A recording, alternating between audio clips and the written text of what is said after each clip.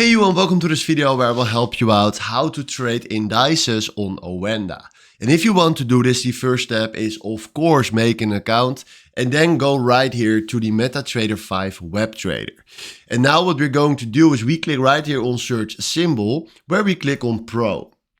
And then right now if you can see, you see right here the indices. So now if you click on indices, you can decide if you want to do major or non-major.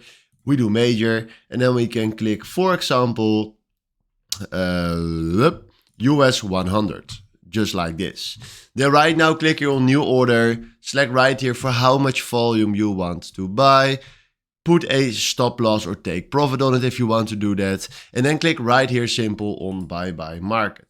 And then right now, if you can see, we created ourselves a nice position on the US 100. And this is how you can trade indices on Oanda. So hopefully this was exactly the video where I was looking for. Thanks for watching and have a wonderful day. Ciao.